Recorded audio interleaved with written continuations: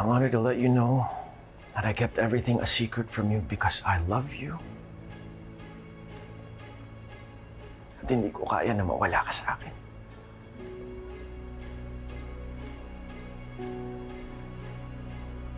Anyway, everything's ready for our wedding. Kulang na lang, pumunta ka at maglakad papuntang altar. Pero hindi kita pipilitin na pakasalan ako, babe, kung mabigat talaga sa loob mo. Kaya makakabuti siguro kung lalayo na lang muna ako.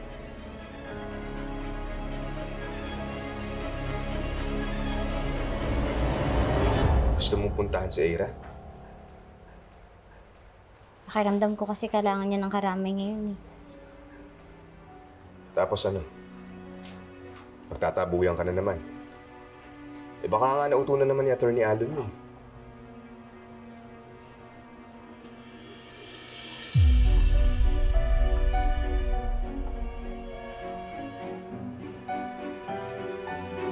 Lilet? Pwede ba tayo mag-usap?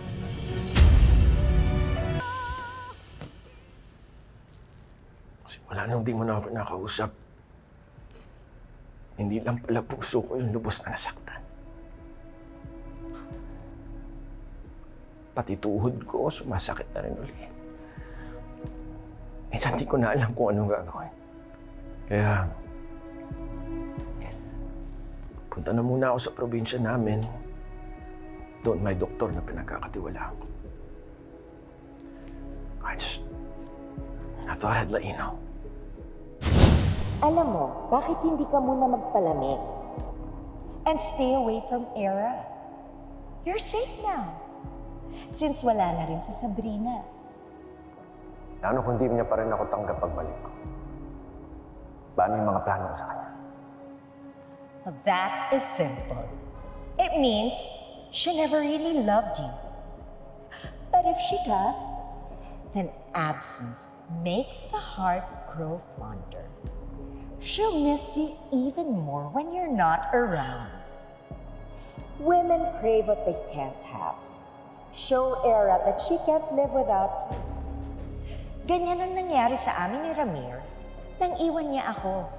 I wanted him even more. At isa pa, para hindi ka na rin pag-initan nila, Lilet. Hayaan mo tumigil na sila sa pag-iimbestiga nila kay Sabrina at sa'yo.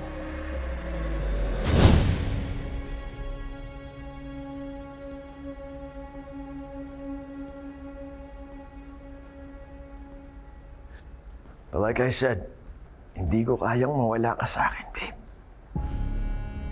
So on the day of our wedding, I'll be there, waiting for you. Sa harap ng altar.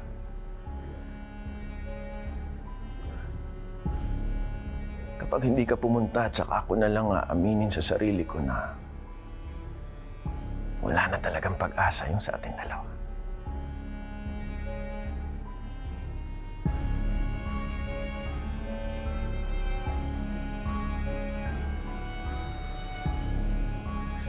I love you.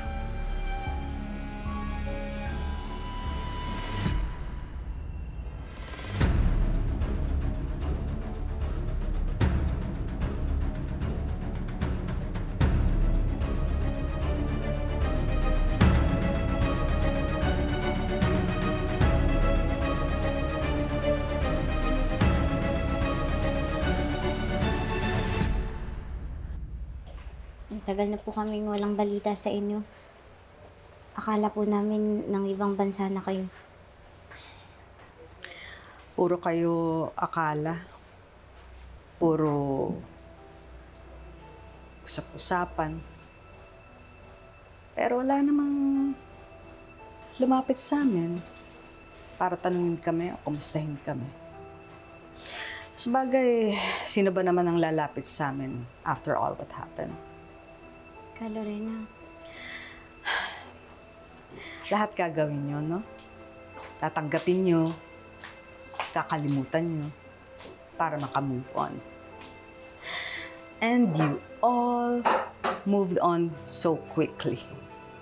So effortlessly. Samantalang ako, eto, I'm carrying every moment, every question, every injustice. Mas mabuti po na nakalayo na kayo para sa lahat. Anong mas mabuti doon? For the real killer who walks free while we are staying silent? Huwag na ho nating halukayin yung mga nangyari na yun. Pahihirapan lang ho natin pareho yung sarili natin. Masasaktan lang ho tayo. Matagal na ako nasasaktan. Mas hindi ako mapapakali kung basta na lang ililibing ang kaso ni Ino, ni Meredith, ng nanay mo. Lorena, nakikiusap ho ako sa inyo. Do you think I don't know the risks? Kapag binuhay ang kaso ni Ino, mabubuhay rin ang mga sikreto, including who killed your mother, Lilith. Tagal naman ako nasagot yung tanong ko sa kung sino yung pumatay sa nanay ko eh. At pareho ho nating alam yun. Alam, oo. Pero pinapaniwalaan mo ba?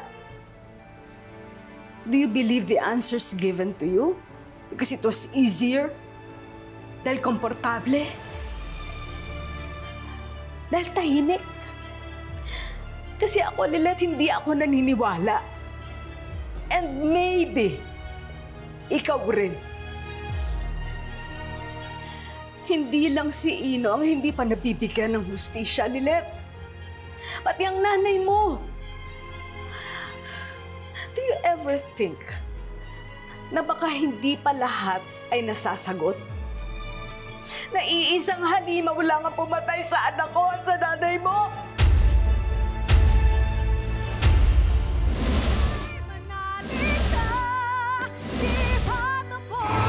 Nabalitaan ko yung pag-alis ni Atty. Alon. Kaya ka ba nagpunta dito kasi gusto mong nakikita akong nahihirapan? Or just to laugh at my misery?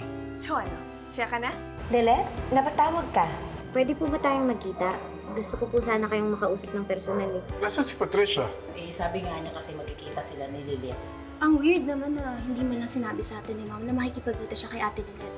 Or at least sabihin man lang niya sa'yo, Dad. Ikaw ha, you're making me nervous. Lilith, may nagawa ba akong kasalanan sa'yo? May gusto lang naman po kong itanong sa inyo. Tungkol sa